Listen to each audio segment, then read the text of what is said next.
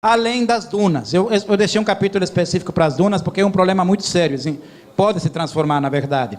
Veja, basicamente é assim, a duna tem que ser preservada, certo? Só que depende muito da altura e da localização. O que pode ou não pode ser feito nela. O que são de preservação mesmo?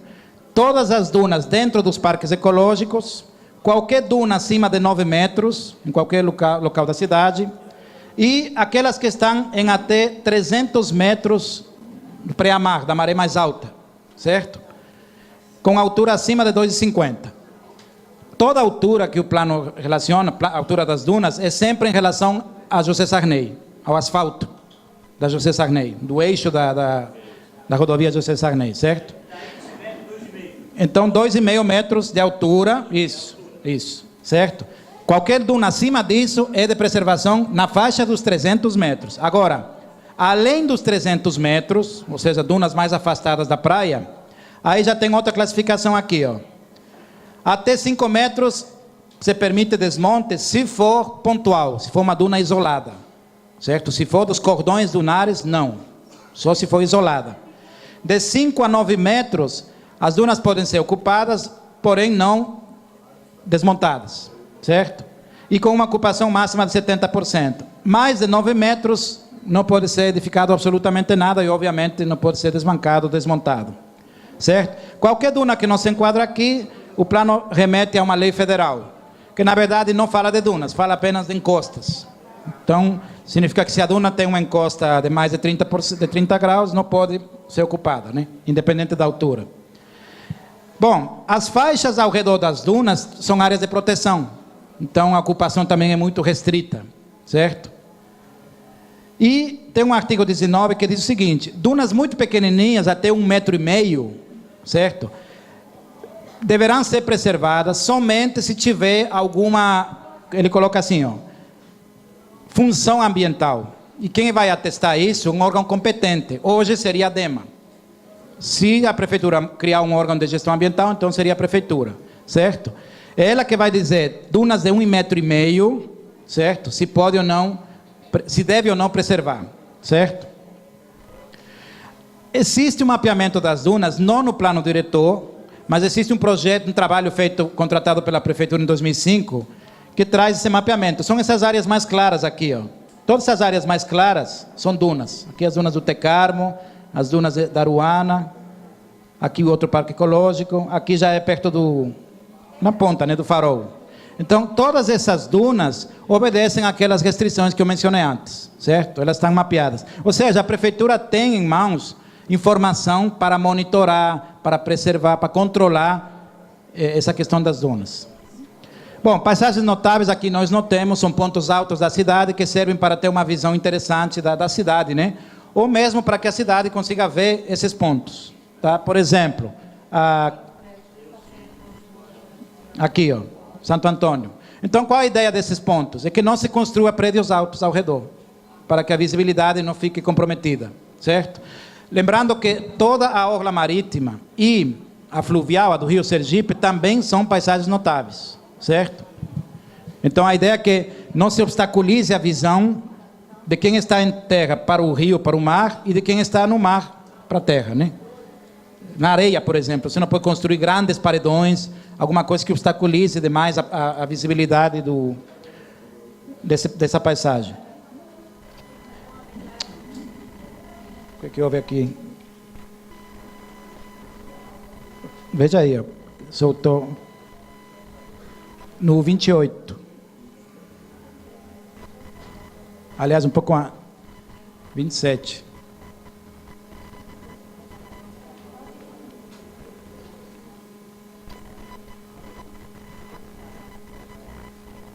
Pode deixar que eu avanço aqui, então.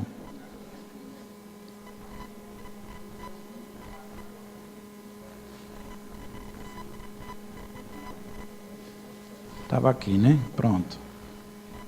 Bom, também está previsto no plano, como conceito, a necessidade de reservar áreas para jardim botânico, jardim zoológico, grandes parques urbanos, além dos parques ecológicos, certo? Mas não há nenhuma previsão específica definida. E áreas para infraestrutura. Tá? Por exemplo, Se houvesse áreas definidas para subestações, estações de tratamento, então vocês não teriam esse problema da subestação. Já se deveria pensar com anterioridade, né, com muita antecedência, aonde devem ser instalados os equipamentos, porque eles são necessários, têm que ser instalados. Mas aonde? Na beira de uma rodovia? Isso tem que se pensar, né? Então, deveria se procurar locais para futuras instalações de infraestrutura. Bom, tem a questão de patrimônio cultural, que aqui na região não tem muita influência, né? Mas que lá no centro tem. São basicamente a preservação dos monumentos e prédios que têm algum valor histórico, cultural, afetivo, e das áreas de entorno desses prédios. Tá? Um exemplo, Farolândia, o Farol. A região do Farol é um dos exemplos mais próximos aqui. E muitos outros no centro da cidade, bairro industrial, etc. Bom, e os números? É aqui que entra a parte mais polêmica do plano, tá? Especialmente esse primeiro, que é o coeficiente de aproveitamento. É aqui que a gente decide, entende, né? Como é que a cidade vai ser ocupada, quanto vamos poder ocupar. Então, veja, o primeiro é esse, coeficiente de aproveitamento. É uma divisão que se faz da área construída pela área do terreno. Só isso. Ou da área que eu quero construir, né? Vamos supor que é um projeto que eu vou aprovar na prefeitura. Então, eu quero construir tantos metros quadrados. Por exemplo, 240 metros quadrados. Uma casinha de 3 pavimentos, 80 metros quadrados por cada pavimento, dá 240. Divido pela área do lote, no caso aí, 8 vezes 20, 160, e o resultado é o coeficiente de aproveitamento. Isso é que a lei limita, certo? Você não pode ultrapassar determinados valores, que são esses de aqui, ó. Tá? Esses valores são dados pelo Código de Parcelamento, Uso e Ocupação de Solo, com mais detalhe. O plano fala desses limites, mas aqui se detalha mais. Então, para essa região, interessa esses três. Tá? Quem está na ZAB, Aruana, Conjunto Beira Rio, Aeroporto, Santa Teresa e Santa Maria, o mínimo, o coeficiente básico é 2 e o máximo 3. Significa o quê? Se tem um terreno de 200 metros quadrados, por exemplo, ele pode construir o dobro. Sem problema nenhum. Claro, respeitando outros parâmetros que vamos ver. Até 400 metros quadrados. Ele quer construir mais um pouco, até 3 vezes, pode. Mas aí tem que pagar uma outorga onerosa pelo excedo, aquilo que excedeu os dois. Certo? Então isso significa básico e máximo. Até o básico, você tem esse direito de construir. Até o máximo, não. Você pode construir, mas tem que pagar uma taxa chamada outorga onerosa pelo excesso, aquilo que passou dos dois. Certo? Isso lá. Na ZAR, que é a zona de adensamento restrito, que é onde nós estamos aqui, é 0,4. Não tem básico, só tem máximo, e é 0,4. O que significa? As pessoas têm direito de construir 40% da área do seu terreno. Isso, não tem máximo, não tem outorga onerosa, não. É 40% do seu terreno. Tá? Eu coloquei um exemplo aqui. Bom, só antes de entrar no exemplo. Na zona das praias, a faixa de areia, melhor dizendo, que é a área de interesse urbanístico 4, o mínimo, o básico é 2 e o máximo é 4. Se aumenta, eu não entendi bem por que isso. Tá? Porque, na verdade, são bares e restaurantes que vão ficar muito afastados um do outro, né? Então, o coeficiente máximo de 4 não faz muito sentido, mas é como está colocado. Bom, em relação ao plano atual, ao que está vigente, há uma redução na cidade toda, de 3 para 2, aqui, ó, de 3 para 2.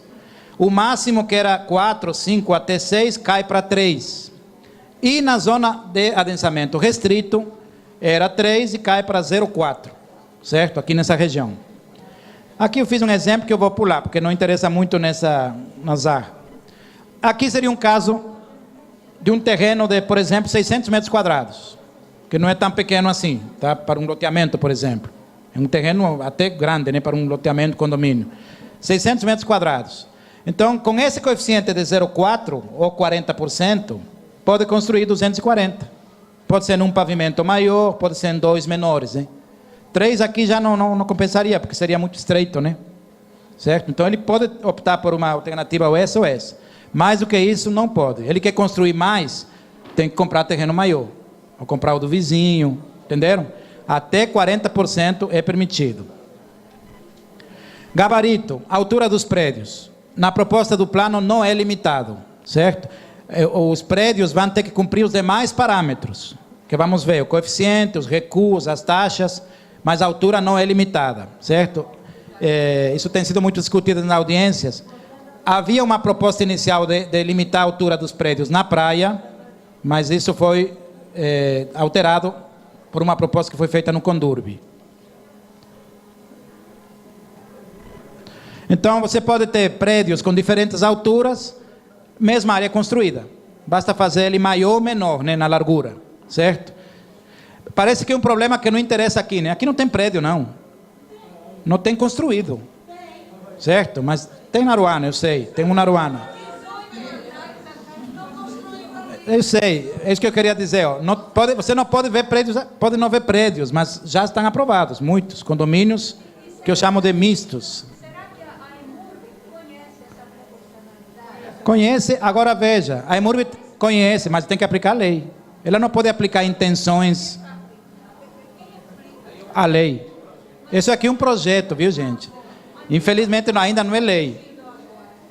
Não, mas tem. Não, a legislação hoje permite até 18 pavimentos, né? Infelizmente. Esse é fato. Bom, continuando aqui, ó. Então você pode ter várias possibilidades. Você pode ter prédios baixinhos mais próximos ou prédios mais altos mais afastados, com o mesmo coeficiente, tá? Claro que com 0,4 isso aqui não é possível, tá? Isso aqui seria um coeficiente 1,5, 2, pelo menos. Com 0,4 não teria possibilidade nenhuma de surgir condomínios de prédios aqui nessa região, com a proposta de 0,4. Taxa de ocupação é o seguinte: eu posso cobrir o terreno todo? Posso ocupar o terreno todo e construir em cima? Não, eu tenho que deixar parte do terreno sem cobrir, sem construir. É o que se chama taxa de ocupação. Eu posso ocupar apenas 40% aqui e 85% lá na Aruana, naquela região, certo? Significa que eu tenho que deixar parte do terreno livre, sem ocupar, tá? E dessa parte livre, 2/3 tem que ficar, 2/3, desculpe, tem que ficar permeável, a água tem que entrar, a água de chuva tem que entrar no terreno. Então a gente não pode pavimentar tudo, entendeu? Tem que deixar grama, brita, areia, algum material que permita a água entrar, certo? Para evitar que essa água vá para as ruas, para as galerias, para os canais e provoque mais enchentes, né? Que é um problema da região também. Então, tem que se deixar áreas para isso. Na zona de expansão, a exigência é mais alta. 30% pelo menos do terreno tem que ser permeável, certo? E no resto da cidade, 10%, tá? Tem uma pequena área do centro em que não existe essa exigência, ficaria isenta. Recuos. Eu tenho que me afastar dos muros, do vizinho, do limite da rua, certo? A construção não pode ficar encostada nos vizinhos, na rua, no muro. Então são os chamados recuos frontais, laterais e de fundo. Veja, basicamente é assim, ó. Para pequenos prédios, tem que deixar 3 metros na frente para a rua e 5 para a avenida. Isso é o mais importante. Lateralmente, nos fundos, eu poderia até encostar. Até um segundo pavimento pode encostar nos vizinhos. Acontece que a taxa de ocupação aqui é 40%, então não vão poder encostar. Pelo recuo poderiam, mas pela taxa de ocupação não.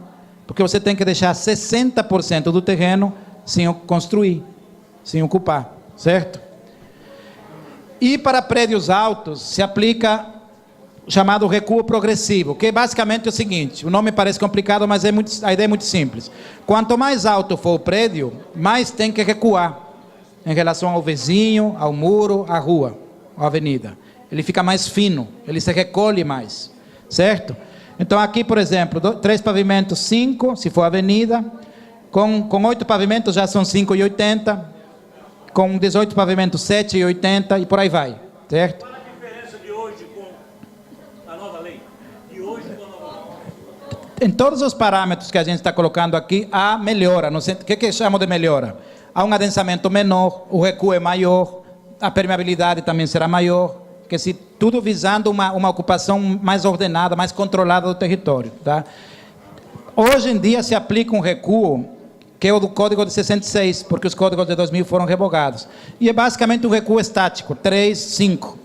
Inclusive tem uma norma que é muito polêmica, que permite que os prédios, a partir do primeiro andar, avancem 1 metro no recuo. Então você deixa 5 embaixo, sobe um andar e 4. Que é o grande problema da beira-mar, né, que deve já ter conflitos. Então isso vai cair. Com essa lei, o recuo é progressivo e se aplica em qualquer lugar. A questão dos vizinhos, de encostar nos vizinhos nos 2 primeiros pavimentos, isso é possível, mas não em todos os lados, porque senão não vai cumprir a taxa de ocupação, né? Se ele ocupa tudo, não vai ter como atender o outro requisito da taxa de ocupação. Aqui na ZAR, a exigência do recuo progressivo é mais forte. Ele tem que se afastar ainda mais, certo? É 25 centímetros a mais por cada pavimento que ele sobe. O resto da cidade é 20 centímetros por cada pavimento que ele sobe. Bom, esse não é um problema muito de aqui, porque é o seguinte. Na cidade, existem terrenos abandonados, prédios que não estão utilizados e glebas que não estão parceladas, divididas, loteadas. Então, elas não estão cumprindo a função social da propriedade. Existem mecanismos no plano, instrumentos, para que o gestor faça valer essa função social, certo? Então, a questão é a seguinte, esses mecanismos, eu até fui pesquisar bem hoje o código, o plano, só se aplica na zona de adensamento preferencial, que é aquelas áreas vermelhinhas, lembram, da área central, e nas zonas especiais, menos as ambientais. Ou seja, aqui na região não se aplicaria esses instrumentos que permitem que a prefeitura, o poder público, desaproprie um terreno ou um prédio abandonado para dar um uso para moradia ou equipamento público. Então, na proposta do plano e no plano atual, isso se restringe àquela região lá, ZAP, aquela região vermelhinha, o centro da cidade, a área central da cidade, certo? Tem alguns conceitos diferentes aqui. Direito de preempção é uma preferência que o município tem para comprar um terreno. Vamos supor que a prefeitura tem interesse num terreno para alguma obra ou para moradia social. Então, ela pode declarar direito de preempção. Significa que ela tem preferência na compra. Se o proprietário quer vender, primeiro tem que oferecer à prefeitura. A prefeitura querendo, compra. Se a prefeitura desistir, aí sim ele vende para um terceiro. É a preferência na compra. É chamado direito de preempção. Outorga onerosa, eu já expliquei, né? Você passou do coeficiente básico, aí paga uma outorga onerosa para construir um pouco mais, até o máximo. E os outros são os instrumentos que eu mencionei agora, né, que aqui não se aplicam. A ideia é aumentar o imposto, o IPTU, até que ele utilize o terreno, ou loteie a gleba, ou use o prédio que está abandonado, certo? Essa é a ideia. E se não fizer isso, é desapropriado. Usos incômodos são aqueles usos do vizinho, que incomodam os moradores, né? Ruído, barulho, poeira. Esse tipo de problema, de incômodo, está regulamentado. Ele está classificado numa tabela bem grande de vários usos incômodos. E, basicamente, é o seguinte, em ruas muito pequenas, são proibidos. Ruas que, pelo plano atual, seriam de 6 e 8 metros de largura. Na proposta, vai para 8 e 10 metros. Certo? Nessas ruas é proibido, por exemplo, indústrias que fazem barulho, postos de lavagem que jogam químicos no ar, uso residencial com mais de 12 unidades, um condomínio, uma vila com mais de 12 unidades é proibido em ruas pequenas, certo? E nas outras ruas são permitidos, mas continuam sendo incômodos. Então, eles têm que se adequar ao entorno, eles que têm que cuidar de não emitir ruído, poeira, aqueles químicos, certo? Então, a lei obriga a se adequar ao entorno.